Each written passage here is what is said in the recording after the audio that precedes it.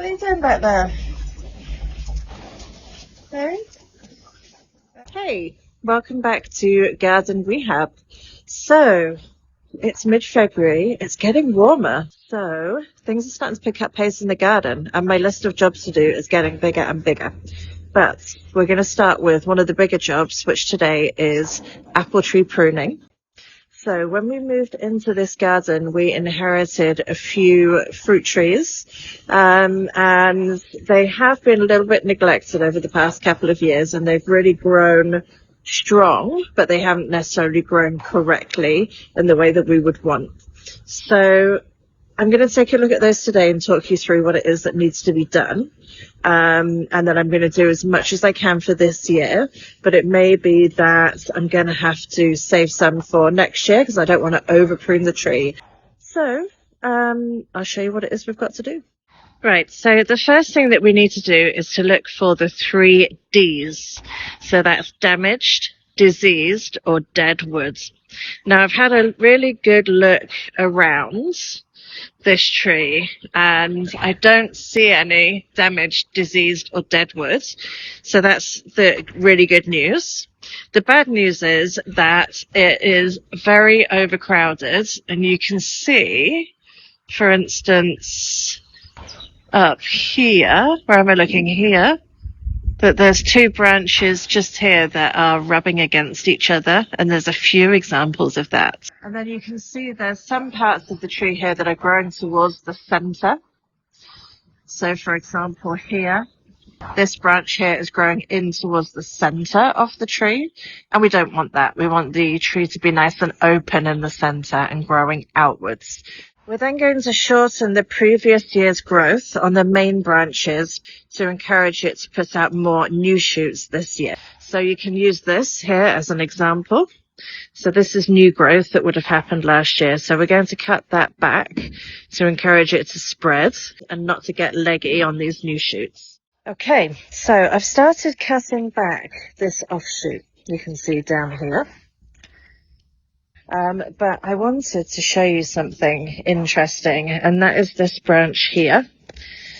I'll get my hand into it. This branch here. So you can see it comes from the stem just here.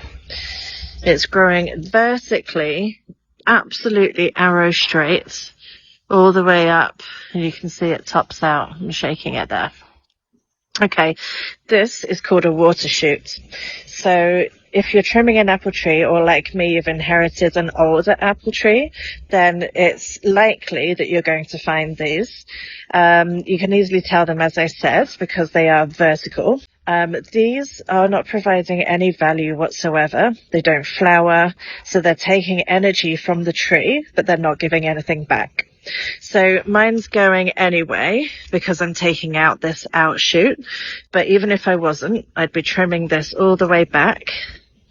So moving a bit closer here. Oh, so overgrown. I'd be trimming this all the way back flush to this branch here and getting rid of that.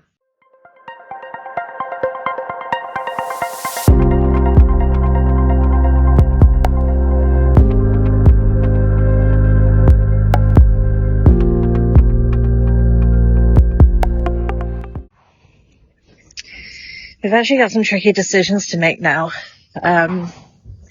I need to be careful about how much of this tree I cut back. I don't want to overstress it.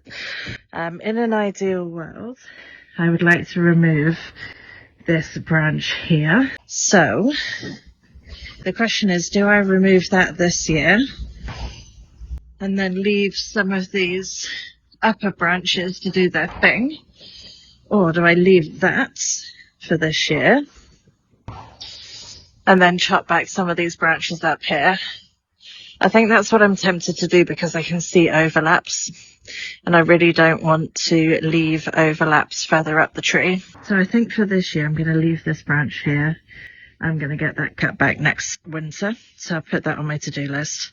So I'll get stuck into thinning out the tree a little bit further up.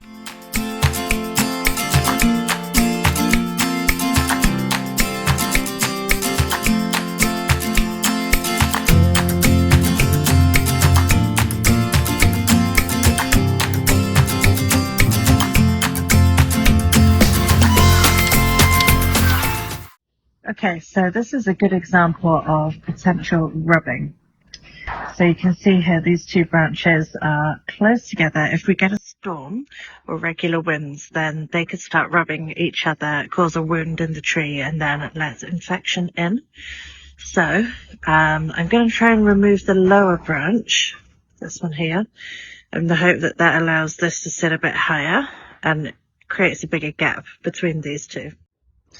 Right, so I've taken down a decent number of these lower level branches, some that were crossing and some that were just taking up space and making the tree overcrowded. There's more I'd like to do, but I don't want to go too crazy this year. So, for example, I'd like to take this one out. I'd like to take this one out. I think I'm going to save those for next year. Because now I've cleared some space at the bottom, I'm going to get stuck into, sorry, it's hard to see because it is so overcrowded. I'm going to get stuck into some of these really overcrowded sections up here. So, for example, there's some sections growing off here that are growing into the center space of the tree. They're going to come out. And some of these smaller branches up here, so for example, this one here, they're all overcrowded and rubbing, so I'm just going to thin those out. I'm going to go as high as I can. And then after I finish thinning these sort of medium-sized branches out up here, I'm going to get on with the sort of finer pruning and taking back some of these smaller sections here, just sort of chopping them back by about half. And hopefully that's going to mean that the tree will bush. It may look a little bare this spring, but as it grows over the course of the year, it will start to bush and be less lanky. Just to point out a few things that we have done. So, again, removing sections like this to take out the lower growth of the tree and encourage it to grow up and to spread. So sort of removing some of the mass from the bottom of this tree. Again, just to point out some of the measures taken to avoid rubbing. So you can see here there was a big branch. It was very close to this. So we've taken that out as well. And I have got up and tried my best to thin out the center. I don't know how well the camera picks it out, but it's not as thin out as I would like, but it's a lot more airy and spacious through the middle than it was. So I'm happy with that. On the tips of the branches, we have been just giving it a light trim. So we're keeping the smaller flowering spares as they are. Any longer ones, so for example here, we've just trimmed off the last probably 1/3 of these longer flowering spares. So it's gonna still have a decent amount of fruit this year, without sort of continuing to overgrow and spread. So I think we've done a pretty good, decent job of that for this year.